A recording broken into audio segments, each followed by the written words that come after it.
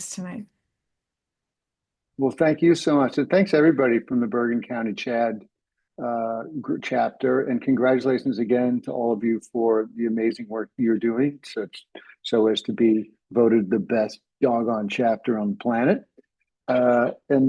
Let's get right into this. I'm going to share my screen so that you can see my PowerPoint. Let's close that and let's go here and let's go to there. And yeah, that's the title, Five Simple Mindset Shifts for More Doing and Less Stressing.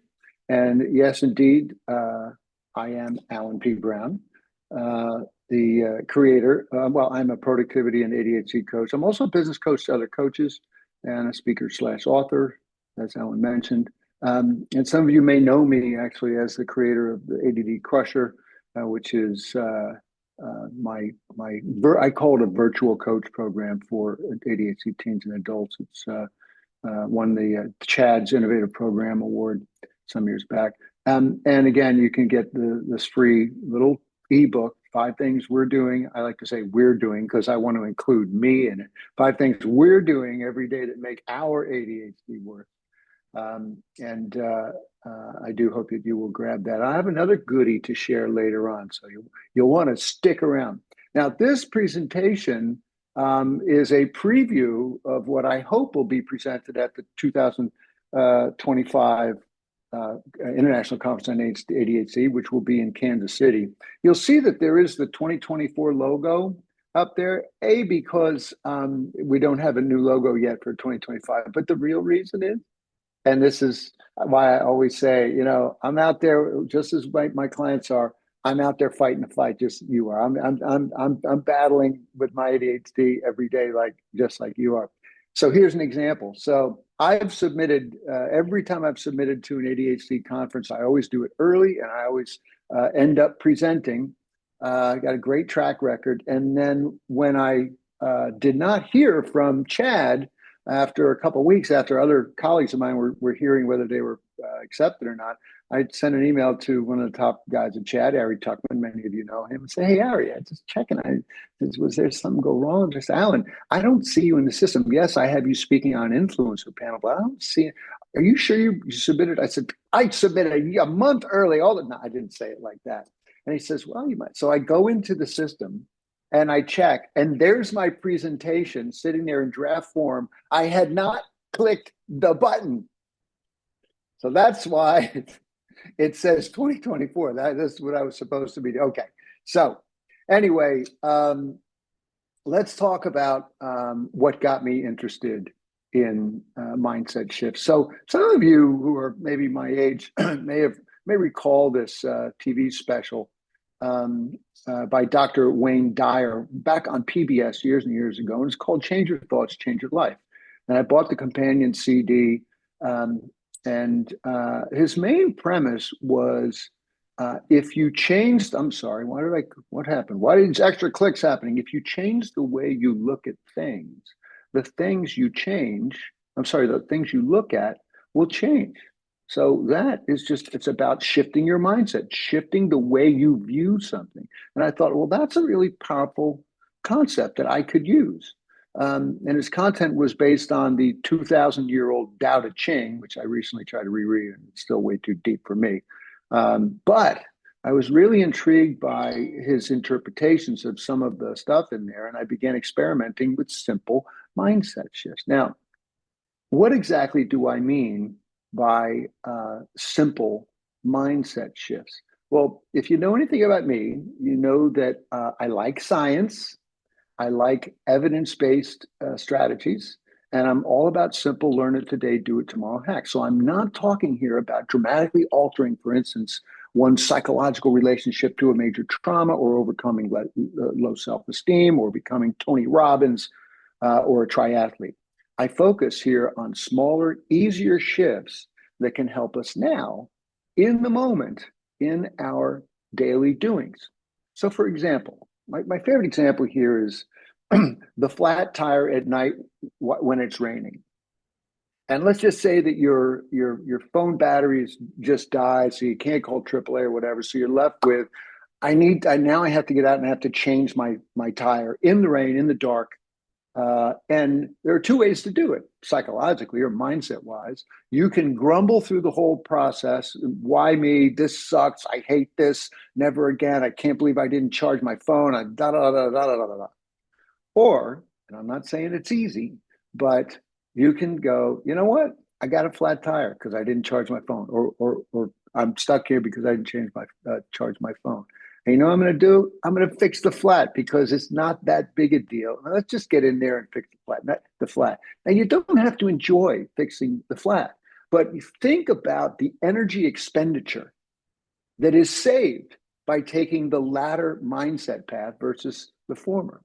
Now, in the world of ADHD productivity, when we start our day by looking at our long to-do list and our endless email inbox, and then we feel, totally overwhelmed because all these to-dos feel urgent, threatening, we're kind of in a holy crap, I am so overwhelmed mindset, right?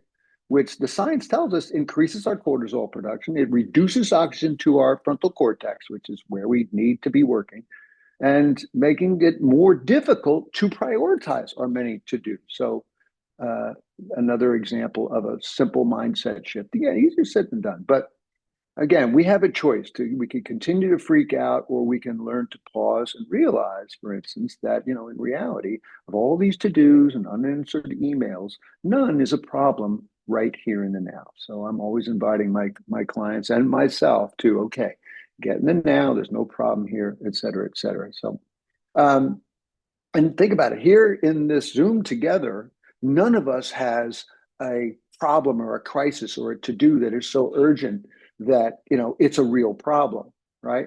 And because if we did, we would be attending to it already, right? Last night, hopefully you slept 7 or 8 hours and you lazy bum, you didn't do any work on all these many to-dos. But then when you get up in the morning, you look at all your to-dos and you're like, oh my God, oh my God. All right. So mindset shift.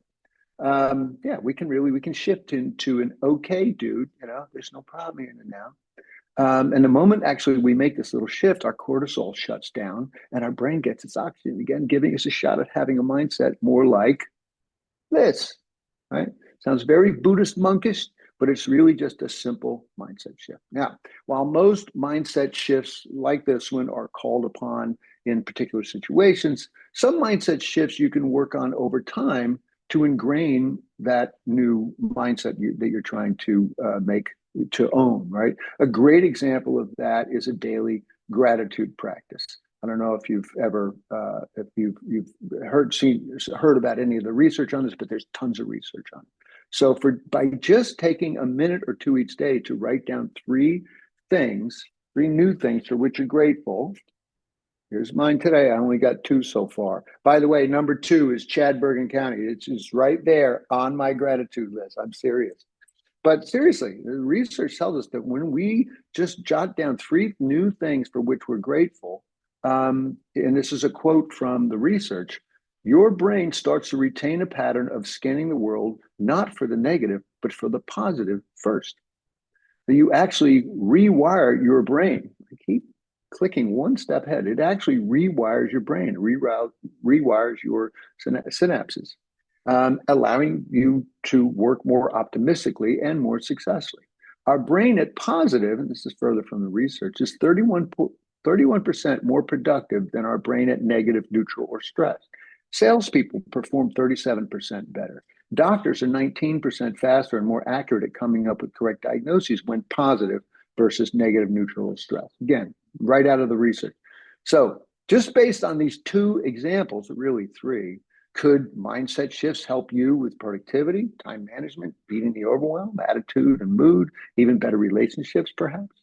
Yes, and at the very least, more doing and less stressing. All right, I hope I've got you all primed and feeling good about what is about to come. I'm just going to share 5 of these simple mindsets. But first, I want to share 2 key principles for success in shifting your mindset. First, yes, shifting your mindset can be hard, but it's easier than you might think. Think about this. We change our mind about things and people all the time. Super quick story. I was working at a big ad agency in New York, and I kind of had the hots on for a colleague of mine who was working for the same boss that I had previously, and I asked that boss. I said, "Would you mind kind of maybe making an introduction to Carol?" Blah, blah, blah. And she told me a few days later, "Yeah, I asked her." She says, "Meh." So she didn't have that much of an impression of me. About a week later, she was online at the New York City Opera at Lincoln Center, and another colleague of ours bumped into her there online, and they were talking about how Carol had just gotten back from a trip to Vietnam with her sister and blah blah. And my other colleague said, "Do you know Alan Brown? He was in Vietnam too, and he went by himself, and he blah blah blah." And she said, "Oh." Next thing I know, I'm getting a call from Carol. So her mindset about me shifted. And then we had a torrid romance for a brief time. All right. Didn't need to toss that in there. So new info or insights provide new perspectives and the opportunity for a mindset shift. And you've shifted your mindset countless times, right? Big mindset shifts. Had a child, lost a loved one, cared for an elderly parent. That'll shift your mind quite a bit. Or how about this one? Have you gotten an ADHD diagnosis? Did that shift the way you think about things, the way even perhaps your mindset worked? All right. So we're talking today here about shifting our mindset, however, about our tasks and ourselves, not the big stuff, just our tasks and ourselves. And something that makes mindset shifting easier is to embrace what I call imperfect consistency. This is really, really important.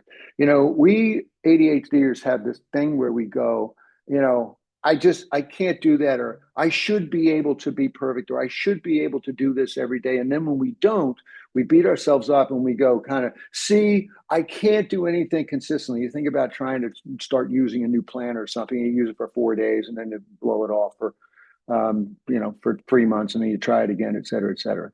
So we need to embrace imperfect consistency. Just try, if you're working on a new mindset, or for that matter, a little gratitude practice, which everybody should be doing every day, or trying to build a new habit. Remember, you don't have to be perfectly consistent 72 days a week or 52 weeks a year. When you fall off, the important thing is don't beat yourself and just get back on the pony. And over time, oops, see, I don't know why these slides are jumping. So that's what you get, this beautiful image over here from Carl Richards, I think is his name, great illustrator. All right, that's what you get. Okay, which brings us to the second principle for success in shifting your mindset. So you got to have a reminder system, right? You got to keep a reminder of your desired new mindset in your face, and you got to see it daily, if not hourly. Whether a repeating calendar reminder, your desktop background image, or just a brightly colored sticky note, or for me, I use them all. If I'm really trying to work a new mindset shift, I blast myself with this stuff. And figure out what works for you, though. When your reminder stops reminding you, when it becomes invisible, and we all know how that goes, change tactics, change the reminder, alter where it appears, et cetera, et cetera. I'm going to share more about that later, about how to make reminders work. And this applies not just to mindset shifts. This will apply to anything you're trying to do on a more consistent basis with the help of reminders. I try to focus generally on one single sticky. This is the one that I continue to work on. This is simply, Alan, it's the first thing I see every morning. Let's go to tomorrow. There it is. Here's tomorrow. It's the first thing I see in the morning. Different color. No but firsting, Alan. No checking your emails. No this or that. You get straight into action on one difficult task. So until that is ingrained in my brain, and I've had this one in there for about a year, maybe more, that will be the first thing I see. Try to focus on one shift at a time. Combine that with imperfect consistency, and over time, you're going to own that new mindset, right? I don't really so much need that sticky anymore, because I know the moment I get up, it's like, Alan, are you going to get straight to work, or are you going to kind of dick around a little bit? But just imperfect consistency is such a relatively small and easy thing that gets really big results. And there's a wonderful quote, it's a favorite of mine: big doors swing on little hinges, right? So just, keep swinging those doors, swinging that door with them little hinges. And over time, you can't help but get big results. All right, let's dive into mindset shift. And by the way, we're going to have time for Q&A when I wrap this up. All right, mindset shift number one. So here's the situation. You've got your calendar set up. Maybe you're using a planner. You use alarms and reminders. You've been working those to-do list apps and time management tools. All great things to try, by the way, although I'm not an app guy myself. But you still don't have enough time in your day to get anything important done. I invite everyone that resonates with that, to shift from a time management mindset to an energy management mindset. All right. Author Kevin Cruz, he was writing in Forbes, he says, energy is everything. You can't make more minutes in the day, but you can increase your energy, which will increase your attention, your focus, your decision-making, and overall productivity. More energy equals more willpower, by the way. Getting to the gym more often, more quality time with your kids, getting that promotion, making more money, being happier. And Tony Schwartz, some of you may have seen him. He's kind of a pundit now on political stuff. But he wrote he's a CEO of a consultancy called The Energy Project, and he wrote a great book called The Powerful Engagement. But he says energy, not time, is the fundamental currency of high performance. So how can we make this mindset shift? Start with a few simple things. First, know that you got to know your mentally strong and weak times. Joni, who knows me pretty well, she's probably heard me say this a bazillion times, right? We need to know our mental and our mental strong and weak times. We all have relatively strong and weak day parts. I am the crusher in the morning. I am a marshmallow at night. And you have your strongest day part, probably, and you need to schedule, here's a key thing, your toughest tasks in that precious time and not be doing miscellaneous BS then. That's why I have this guy. Don't be doing miscellaneous stuff just because it's there on your to-do list or it's in your email inbox or whatever. Get busy, because the mornings are my strong time. Get busy on a tough thing because this is your strong time. Don't squander it. All right. So you definitely have your strong time. You also will have your weak time. Save your miscellaneous and kind of BS stuff for your weak time, right? Whatever. Just identify when that is. And by the way, you got to guard your strong time. And Joni knows this. I have my calendar blocked off from 7 a.m. to 11 a.m. That's when I'm strongest.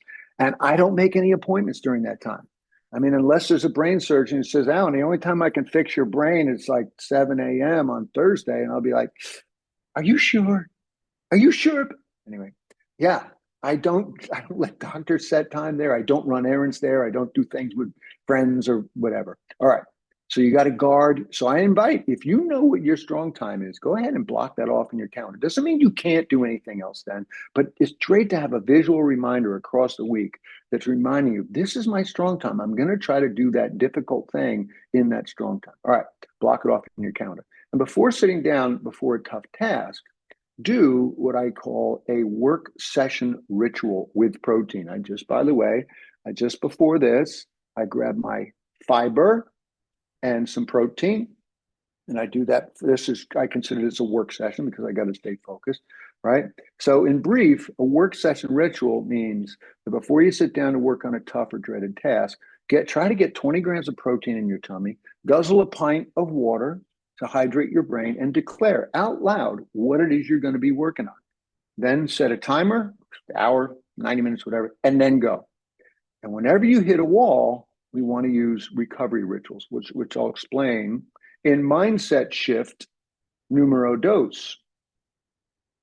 Come on. Here we go. All right. We are clicking like crazy now. And let me click that. This will pop up again. This is me tracking what I do every day, every 15 minutes or so. Okay. So mindset shift number 2. So you've been working on something for a while and maybe even made some good progress, but then you hit a little wall. And you decide to, just for a few minutes, I'm going to check my social media feed, or I'm going to check the news headlines because Lord knows new stuff crazy shit is happening every freaking 10 minutes here on the planet right now. So I'm just going to check the headlines. But then 15 minutes go by, right? And you're, oh crap, I got to get back to that project because I've been lollygagging over here. But now you're not feeling it so much. And so you just, you know what? I'll finish the thing tomorrow. I'll get back at it tomorrow, right? So we need to shift from a self-comfort mindset to a self-care mindset, right? Our outlaw brain, which is our primitive brain that still drives many of our behaviors, if not most, it wants to avoid difficult work and it loves distraction, right? It's like, oh man, I need a little break. Let me get, you know what? I'm just going to go in here for a little bit. And this is dopamine. It's easy. It's there in our hand or very close by. So when we don't feel like working on that tough thing, or we hit a wall of fatigue or frustration, we'll just take a break. And our outlaw brain says, hey, let's go take a break. We don't need this discomfort over here. But these breaks tend to be escapes into BS activities, social media, news and sports headlines, games, and other unimportant things, include, and that all of which are comforting. This is comfort. I get comfort over here. It includes our email. I'm just going to go check emails again, right? But these self comforts are neither restful. Is that the right bullet? Yes, they're neither restful nor restorative. They are energy burners. What we need when we hit a wall is self care in the form of restorative breaks, right? What I call recovery rituals. All right. Now, a few very quick examples here. Get up and stretch for 60 seconds and get your circulation going and fresh oxygen up to that frontal cortex. Tidy up your workspace. When you reset your environment, you actually are helping to reset your mind and your body. Get up and grab more water and protein. Energy mavens eat multiple small meals across their day, e.g., boop, boop. And I am refueling all day long, really. Take a walk around the block. Another one that I do, I've got a community garden across the street. I literally will get up when I need a break. I'll get up and go across the street and I will pick 5 weeds. That's it. Not benefiting anybody really, but just get my hands a little bit dirty. And that little break is such a huge reset. Doing this is not a reset. It is an energy burner, pure and simple, and it just makes you want more dopamine, which is another scroll, another, what do they call it? The swipe, another swipe, another swipe. All right. These are self-care because the examples I provided, because they save and restore your energy so you can get back to work and get some done today. All right. And nobody's saying you can't pursue your guilty pleasures, but don't do them while avoiding legit work. Instead, set some guilt-free time to do those things. I have guilt-free time. I'm allowed to go on Instagram and just futz around all I want after I've worked out until it's time for me to get up and take the shower and get ready for group coaching or something like that. All right, next. And by the way, also make sure that you're doing your naughties in your weak time. Don't ever be doing that in your strong time. All right, what just happened? What just happened? All right, thank you. Okay, next, mindset shift number 3. We suck at this. We're terrible at that. Tech stuff, I'm useless. Keeping my kitchen organized, forget about it. I don't even bother anymore. Being consistent with anything, I totally suck, so why even bother? So I invite everybody just for fun, if there's something you really suck at, quote unquote suck at, shout it out. Shout it, pop it into chat. I love seeing what people feel. They say, I'm terrible at this, I'm terrible at that, right? I invite you to shift all of those who suck at this or that or the other thing, and we all have a few. I invite you to shift from an I suck mindset to an I'm trying mindset. Just think about the narrative that goes on when you're beating yourself up about, I suck at this, I'm terrible at that, it is the opposite of brain at positive, which I mentioned in, citing the research around gratitude, right? It's the opposite. Beating yourself up is the opposite of brain at positive. You're putting your brain into negative and even stress. You're hobbling your mental performance. And self-compassion, by the way, ain't, as some think, just a bunch of woo-woo. If you look at the science, it's quite powerful. The simplest of self-compassion interventions have been shown to decrease the odds of depression and increase general happiness and it saves energy. There it is. See, I'm not clicking like a good boy. All right. So that was that click. Um, and this kind of mindset shift is akin to, and you probably all heard about this, a growth versus a fixed mindset, which Dr. Carol Dweck at Stanford uses to describe people's beliefs about their learning and their intelligence. Those with a growth mindset believe that, quote, their most basic abilities can be developed through dedication and hard work. Contrast with a fixed mindset in which people believe they are either smart or dumb, lousy or great, and no amount of effort can change that. Her research shows that those who embrace a growth mindset, which to me is, hey, I'm trying, they will learn more, they'll learn faster, and they'll perceive failures as opportunities to improve. Combine that with a gratitude practice, all right? Belief is the key idea here. When we believe we can improve, we do. But constantly beating ourselves up, the I suck mindset it's like self-loathing, even worse than a fixed mindset. And here's how to start this mindset shift. Watch your mind's language. All right. This is really powerful and tons of research supporting this, right? Watch your mind's language. After a setback or a screw up, we might think or say, I'm a failure, I'm an idiot. It's like a habit we have.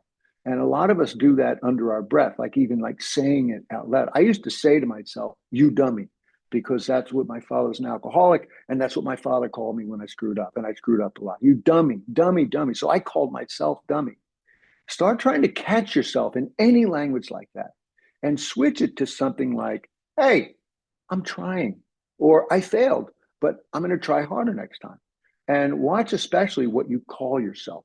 Switch from any negative to a term of endearment and like a positive nickname. Or as I now do, I say, hey, buddy, you're trying. Let's keep on trying. And again, as I mentioned early on, with my failed submission of my presentation, this presentation, which should have been done last year, I fight the fight every day, just like you guys do. All right. So to paraphrase self-compassion researcher Kelly McGonigal, she really is kind of, I think, still um, the top researcher in this area. She says, which self do you want to be tomorrow? The one that screws up, doesn't meet your high expectations, and doesn't deserve compassion? Or the self that is your friend, who's imperfect, but ultimately wants to and will do the right thing? All right. Now, we can take this mindset to the next level with mindset shift number 4. And I just want to do a time check and see how we're doing. Ellen, are we okay? Am I moving at a good enough pace here? Your your ship is moving perfectly. Okay. Thank you. All right. So, mindset shift number 4. Let me get a sip of water here. This is an interesting one. I was late again. I lost my phone again. I'm scrambling to finish that thing at the last minute again. I blew it yet again. Can anybody relate? All right. And if you've got something that maybe blew, screwed up recently, it's great it's therapeutic to pop that in the chat. Really, share it, be vulnerable. So I blew it again. I blew it again. So I invite you, all of us who blow things, screw up things, and then say to ourselves, oh my God, look what I did. I invite you to shift from an I blew it again mindset to an I am pissed off about this bleep mindset, this bleeping mindset, or this bleep mindset. I'm sorry. I'm pissed off about this bleep mindset. That's how it needs to be elocuted. All right. So, yeah, get seriously pissed off about something from your recent past, whether days ago or just an hour ago, particularly something you did or continue to do that gets you really frustrated. See, every day we generate a range of emotions: anger, joy, frustration, worry, etc. And these can be either an energy drain, for example, self-loathing and beating yourself up, or they can be high octane fuel for our productivity. Self-loathing, again, beating yourself up, my missing. So thank you, Alan, for catching up on those clicks. Very good, Alan. So emotions can be fuel. So for instance, And this is because most emotions, particularly the negative ones, some negative ones like anger, have what's known as adaptive value, meaning that they can be leveraged into correct action. So negative emotions in particular. Anger has, oh, I'm going jumping ahead now. Anger has massive adaptive value because at the heart of anger is an underlying sense that something must change. Just think about that. Let me just make sure that I shouldn't be. Oh, here we go. Because at the heart of it is an underlying sense that something must change. Just think about that. When we are angry at something, part of that emotion is this should not be. This should change. You should change. You shouldn't have done that. I shouldn't have done that. I blew it again. It's all about anger is typically about this if I had control of myself and the universe, this would not happen. It would not have happened. So think about that. We want change. Anger is an expression of wanting change. So we can leverage that. We can adapt that into positive right action, right? Something must change. This cannot stand.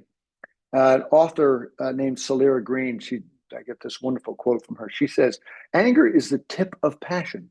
You wouldn't get upset if you didn't care so much about, whatever the saying is, that you messed up again.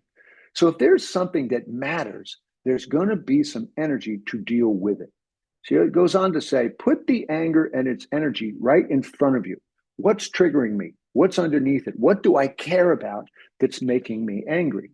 And how can I use that energy to move forward on this thing that's making me angry? So when you blow it again, instead of beating yourself up, and this is important, don't beat yourself up. Get pissed off, not at yourself, but at the results of the mess up, right? Don't beat yourself up. You're a loser, you're a bum. Get pissed off at the results. I am pissed off that I now have to go through all this rigmarole to find my phone, buy a new phone, whatever it is, because I lost it, right? And get fired up about what must change, what cannot stand. A great opportunity here is for those of us who are consistently late. If we get pissed off enough about the fact that we are late, we might have some energy for getting more realistic about our magical thinking and then a whole bunch of other things that contribute to our consistently being late. So get fired up. All right. Finally, mindset shift numero cinque. Oh man, I got to start on my taxes. But hey, you know what? I still got 2 weeks and I'm not really feeling it right now. So yeah, I'll start it next week. And then 2 months later, you're writing the check for the penalty fee and you're cursing yourself. Why didn't I just start back then? What was I thinking? The answer to that rhetorical question is temporal discounting. That's why you didn't start it earlier. Where temporal refers to time, many of you have heard of this. Temporal refers to time, and discounting refers to the fact that we discount or value less that which is further out in the future, right? The 38-year-old saving for retirement versus the 58-year-old saving. Oh, okay, yeah, I got to get on this. All right. Gets us every time. I still got a couple weeks to study for that, or I still got a couple weeks to hand in that big thing or whatever. I invite you to shift from a present self mindset to a future self mindset. We are hardwired to prioritize short-term over long-term needs. This is part of what makes our outlaw brain so powerful. It will say, hey, look, we don't get any real benefit from that right now, but I tell you what, get in here. I'll get you some goodies in here. They're right available right now. So we are not wired to value the long-term needs. There's a top researcher, UCLA, Dr. Hal Hershfield, and he says, we weren't designed to think into the further future because we needed to focus on providing for ourselves in the here and now. The only time we would get off our little tushies is when we needed to hunt, mate, or find shelter. And otherwise, we would be at rest. And that is what my cat over there is doing right now. He's sleeping 18, 19 hours a day because his primitive brain, which is, we still have that too, is telling him, don't expend any energy unnecessarily until we need to go and walk to the dish when daddy serves us. All right. So we default to present care, present self-care. But what our present self does or doesn't do today, of course, impacts future self. And present self is, again, more inclined to act on behalf of present self. That is, your present self is always screwing your future self. Hirschfield's research even suggests that, get this, we tend to view our future self as a stranger. When we procrastinate, parts, and he's done the brain imaging on this, parts of our brain actually think that the tasks we're putting off are somebody else's problem. We're handing this off to a stranger. That's what our outlaw brain is doing. Say, oh, yeah, we'll do that in 2 weeks. Good. Don't need to worry about it anymore, right? That's what our brains does. And present self, of course, will happily escape into TikTok or news headlines or needless email checking. And then, the night before, the project is due, our future self is really ticked off.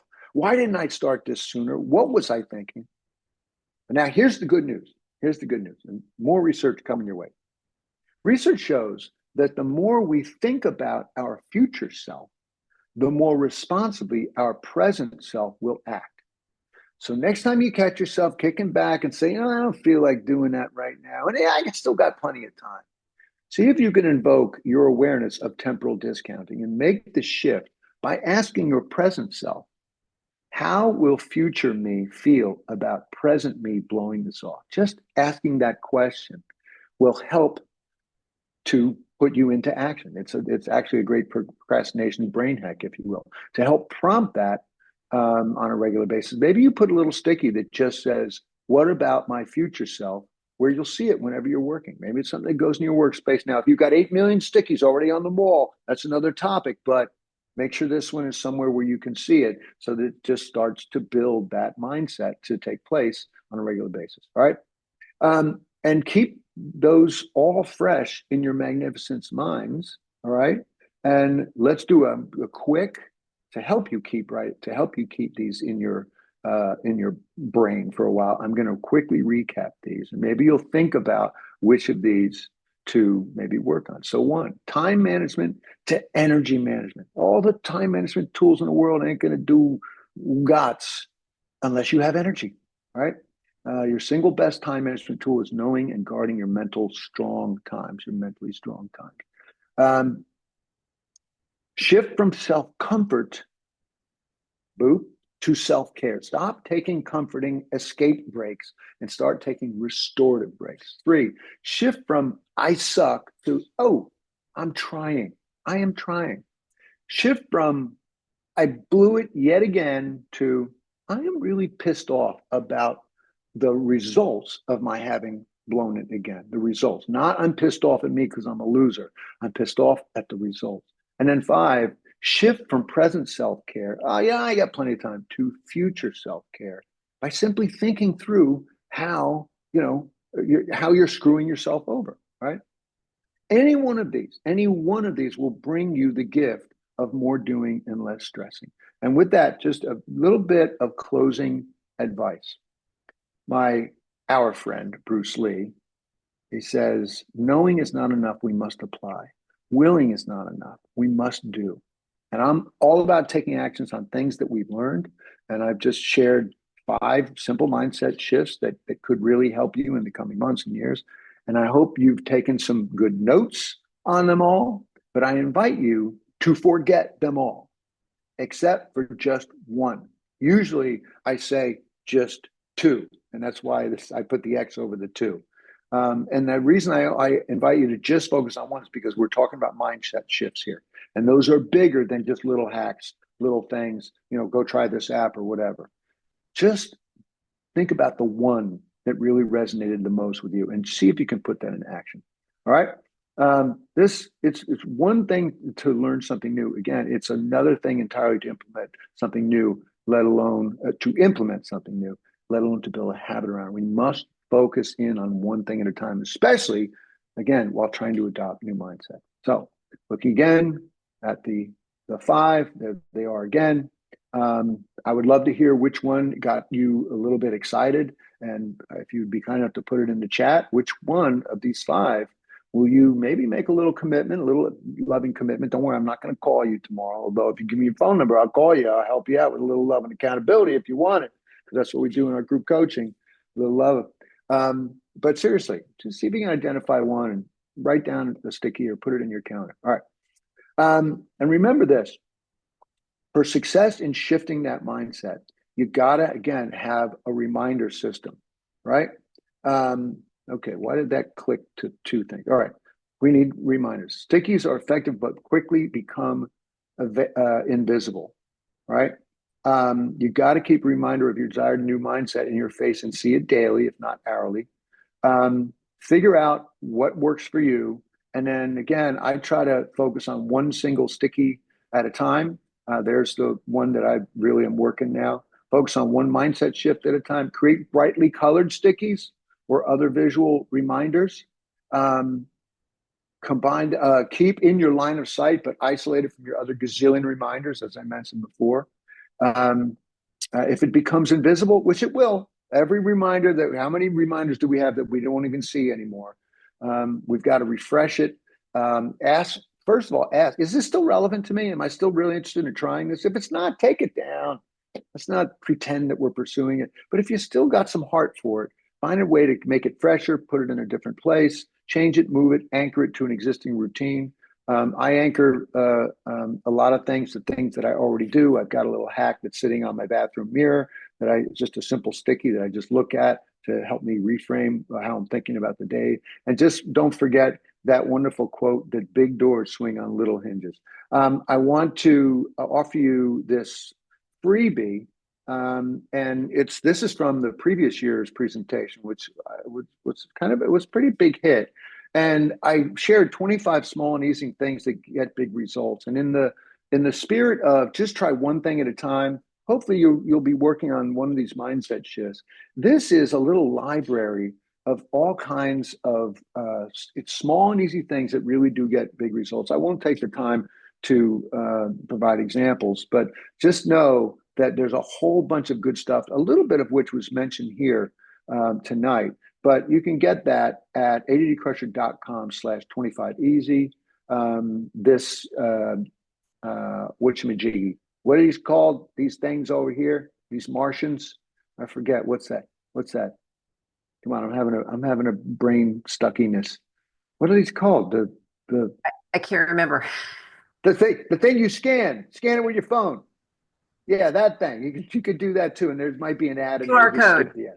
Thank you. QR Why code. did they name it QR code? Why can't they give it a handy? Okay, so I think that's it, and I want to make sure that we have plenty of time for Q&A. Again, you can either go to addcrusher.com/25easy or just take a snapshot of that QR code. Thanks for saving my bacon there, Joni. So I'll unshare my screen, and I would love to hear your questions, your challenges, whatever, and hopefully one of you can feed me the questions as we go forward.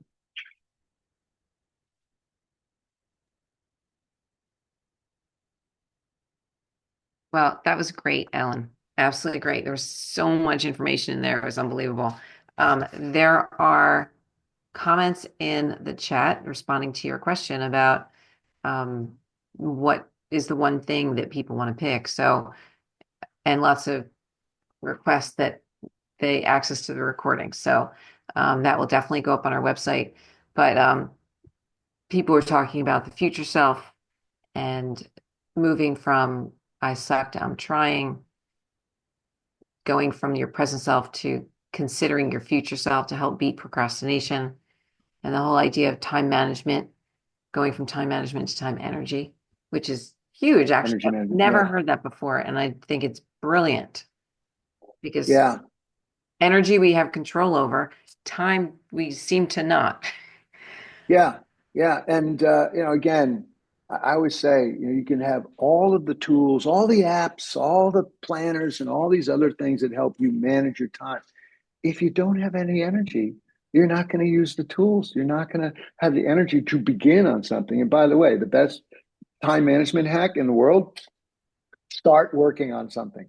Just start working on something. That's a killer. I also want to say something real quick about the present self versus future self. What I loved about that research is the finding that just pausing to think about your future self, just pausing to be that little bit of consciousness, that little bit of awareness of this is really gonna, I'm not gonna be happy when this happens. And it always happens when I do my taxes, or it happens with every big project or whatever it is. What does that take? Maybe 33 seconds to really think about that, or maybe less. If I could give you a pill that it provided some reduction in your inclination to procrastinate, and it only took like 17 seconds to take the pill, would you take the pill? No side effects. I would. So there's this great little pill. So I'm a big fan of that research that supports thinking about your future self rather than your present self. You know, one of the things that I do that future self thing, because I learned it from you and it really, really helps.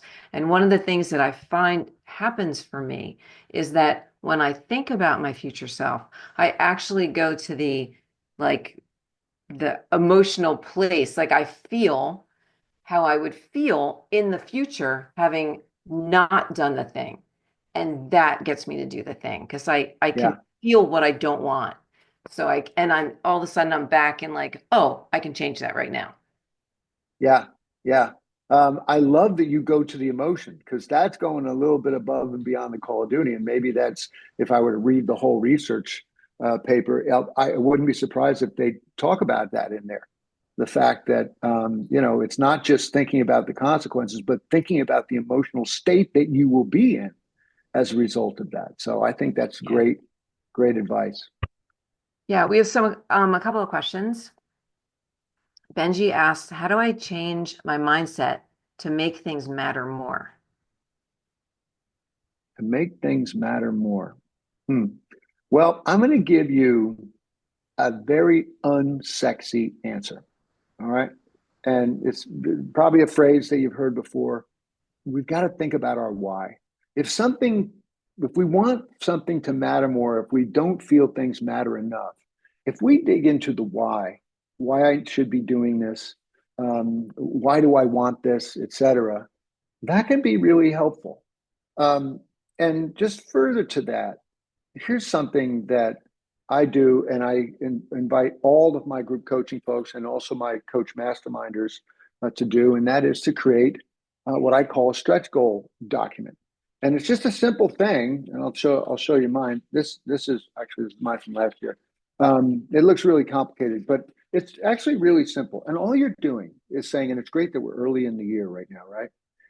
All you're doing is you're saying, this is where I want to be at the end of the year. This is the state the state of mind I want to have, or it's the accomplishment I want to have. It can be a number, a quantified thing, or it can just be a more general thing. But we all should have a North Star as to where we're trying to get to in any given year. What am I trying to get done?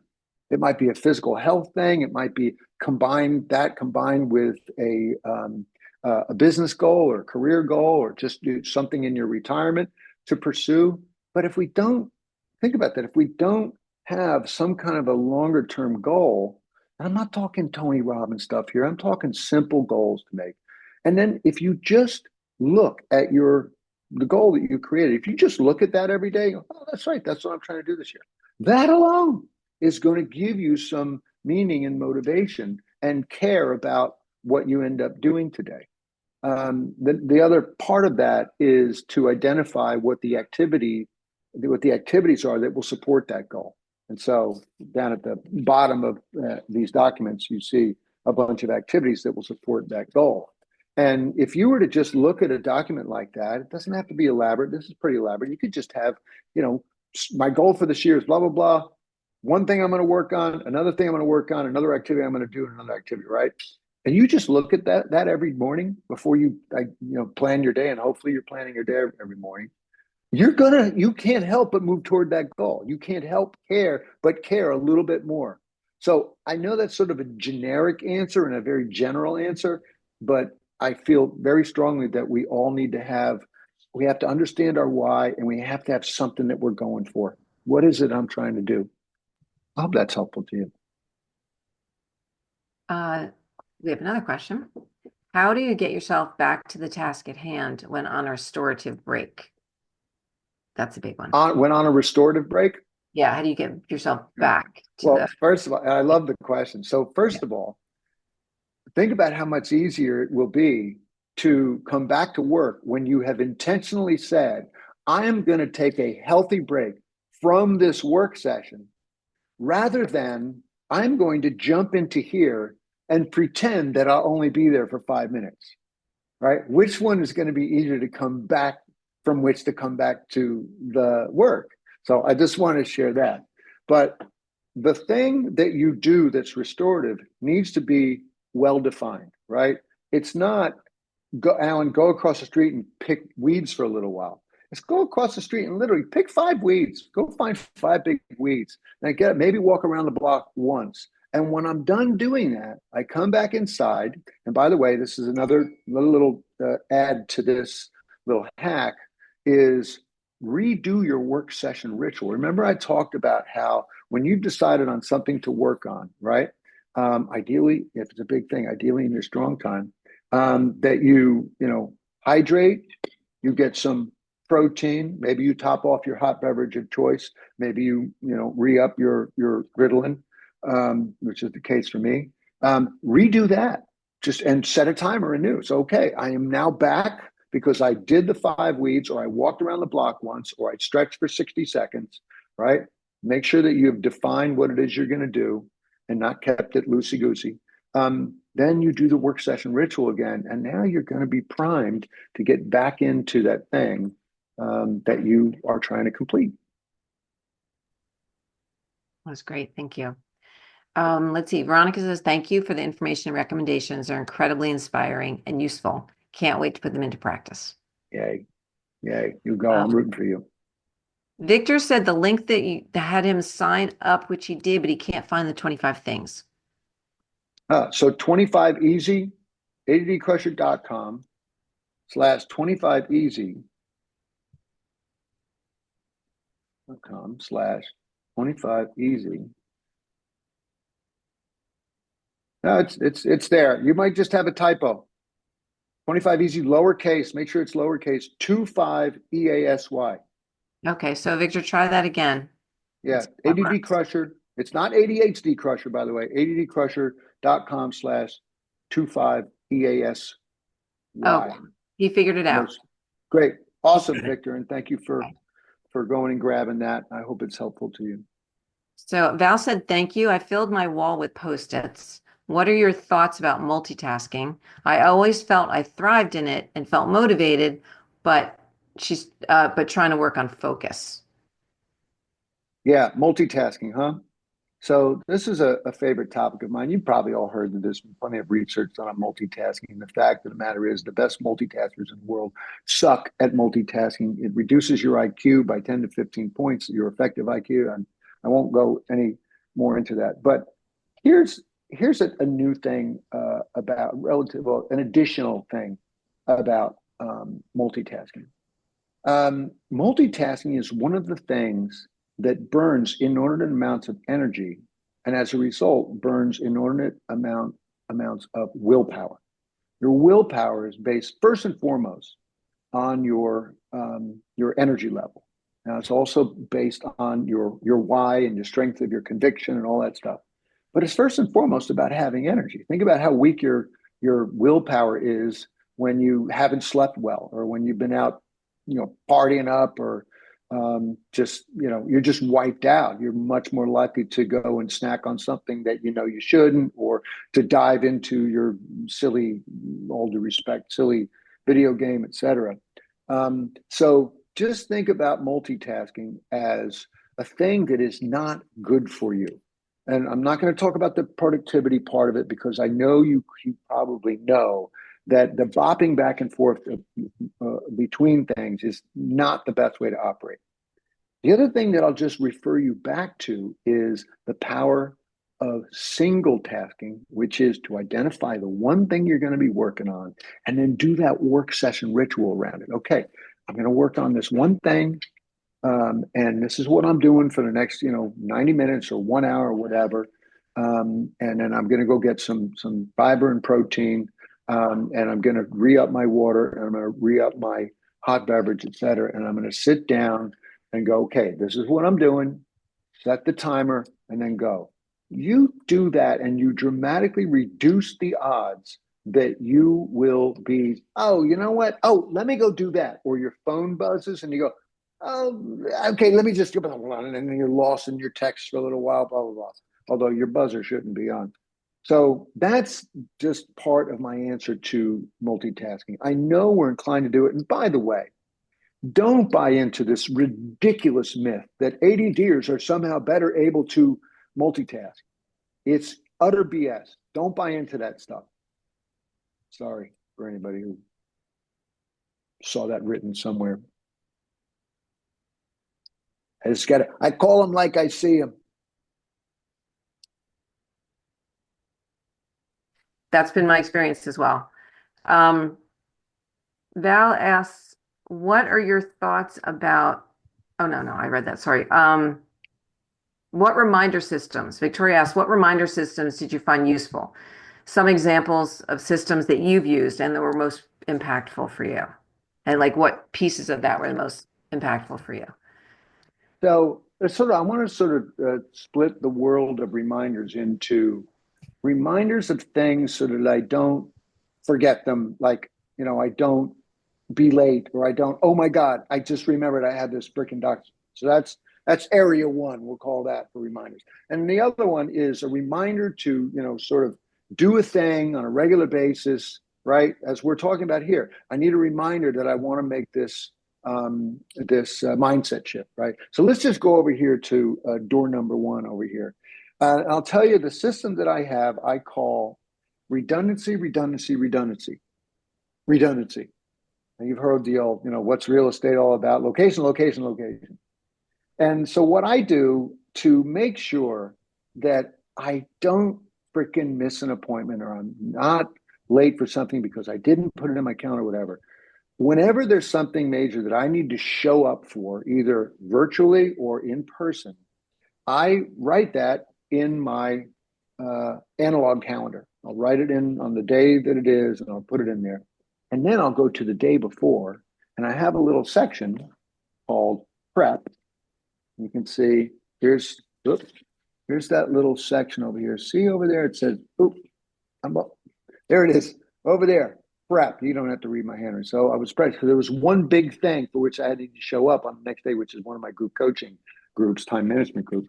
All right.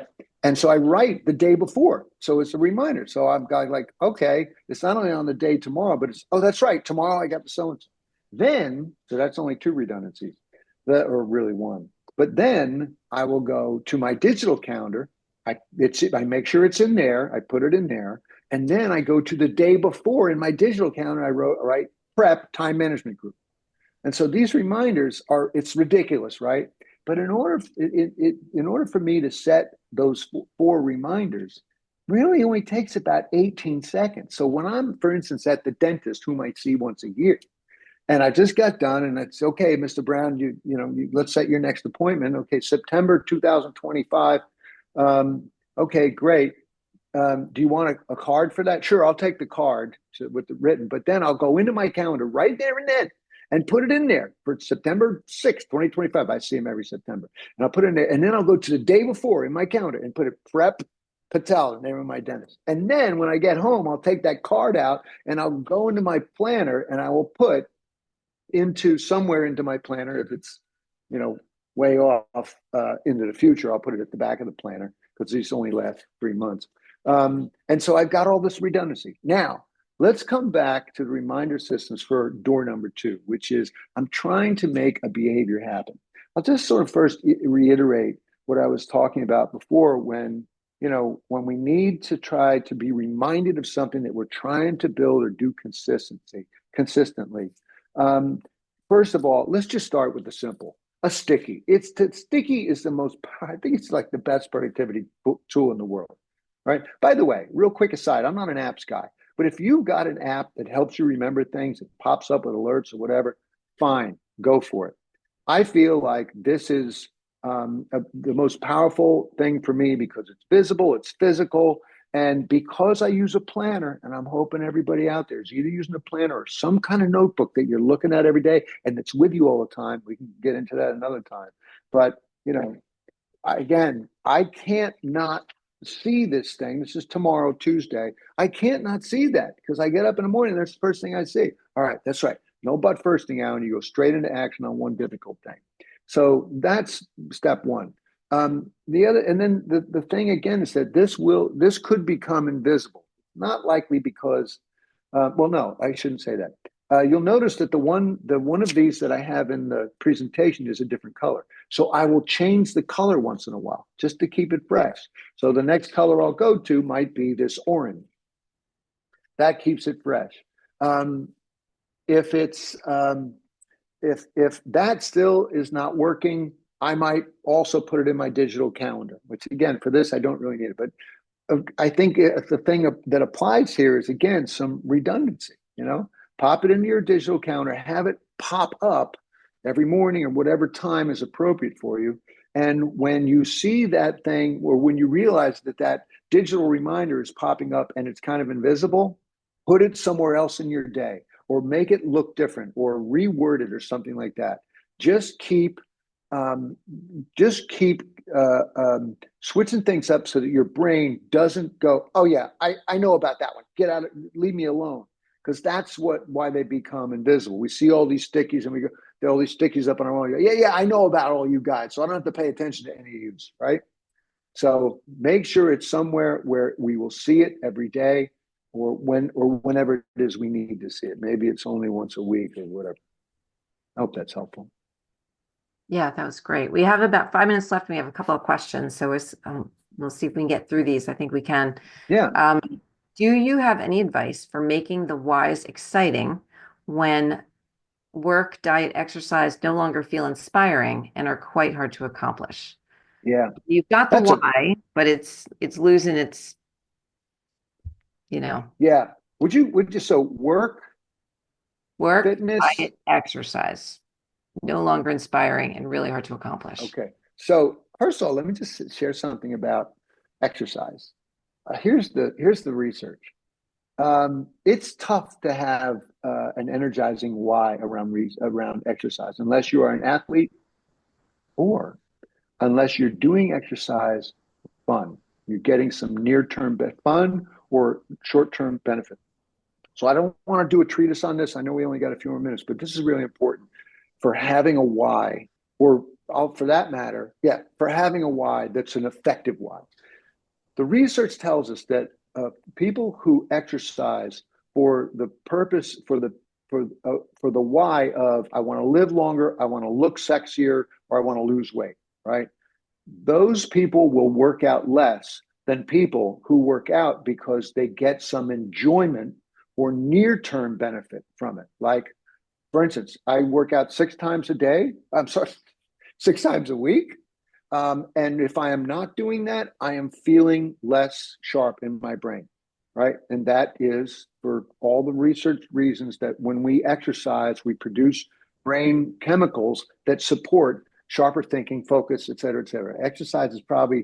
Exercise, sleep, and diet together are the 3 best freaking medications you can have, right? So here is one way that's one way to have a near-term benefit of your exercise. I know that if I don't exercise today, I will feel less sharp tomorrow, and I'll be taking more Ritalin, or I'll be more frustrated, or whatever. Here's the other way to have that near-term why. And it's a phrase, I forget exactly which book this was. It might have been James Clear, Atomic Habits, but it's a well-worn thing. Only do thing you like doing when doing thing you prefer not to be doing. So I am a motorcycle racer. This is Grand Prix style racing on a asphalt track. And I can watch motorcycle races all day long from any year. I'm rewatching the 2008 season right now. But the reason that one of the reasons that I exercise every day is, 1, because it makes my brain feel better, but 2, I'm only allowed to watch motorcycle races unless it's a live race happening, in real time, where we'll have friends over and all that. I'm only allowed to watch motorcycle races when I'm on the stationary cycle, when I'm on the Peloton, right? So I get to watch a 45-minute long race, but I got to be on the cycle, right? That helps ensure that I'm going to work out 6 times a week. There also, I do running, so I ran tonight. And if I'm doing longer runs, there's a podcast that I love that I'm only allowed to listen to when I'm running. So there's the short answer to that. The broader why is it doesn't have to be about your career. It doesn't have to be about your health per se, and it doesn't have to be about your well, I don't want to say not about your life, but I think a sexier why can just be I want to feel this way, or I want to have this thing, or I want to be this person to my children, partner, mom and dad who are aging, or whatever that is. Those tend to be a little bit juicier than the typical, I want to get that promotion, or I want to, be healthier or whatever. Sorry for that all over the place, but I wanted to get that exercise point in there because I know everyone wants to be healthier. Yeah, it's a big challenge for a lot of people, for sure. Gil asked, what if your productive time is 11 p.m. to 3 a.m., but your workday starts at 8 a.m.?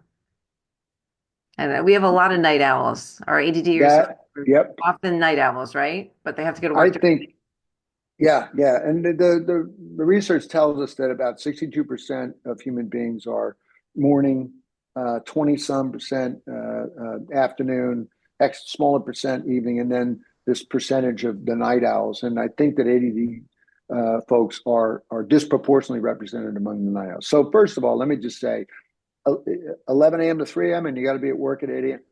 That sucks. 7 p.m. It just 3 a.m. Wait, say that again. 11 p.m. to 3 a.m. is when she's Right.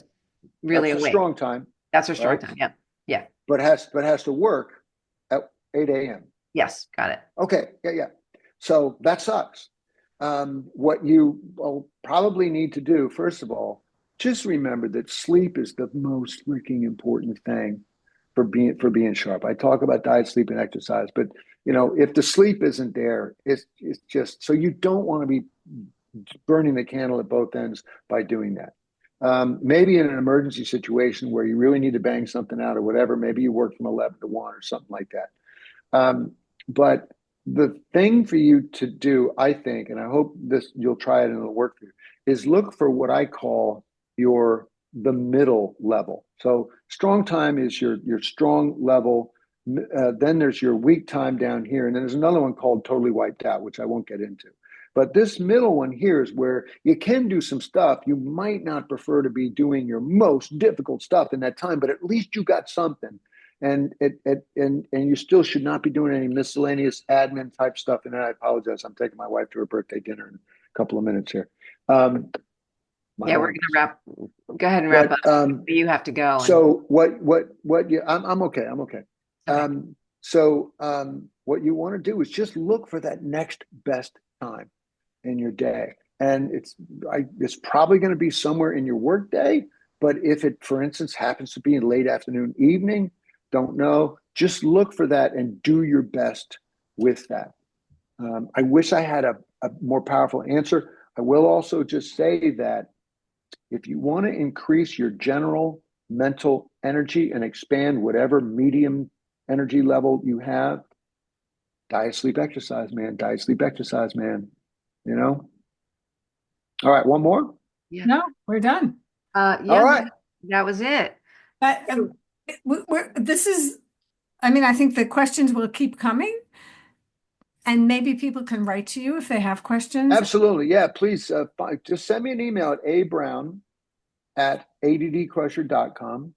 I would absolutely love to hear from you. I don't care if all these just blast me with emails. I'm at your service. You've got an issue, 15 minutes on my calendar, and we'll just send me an email. I'm the biggest fan of our people. I really am. So I love helping people because I battle the same stuff. Well, I'm sorry, Ellen, what were you going to say? I'm just letting people know that you're really honest and generous in terms of your time, in terms of wanting to help people, that you do identify with these issues because you own them and you live them and you struggle with them. Yeah. So please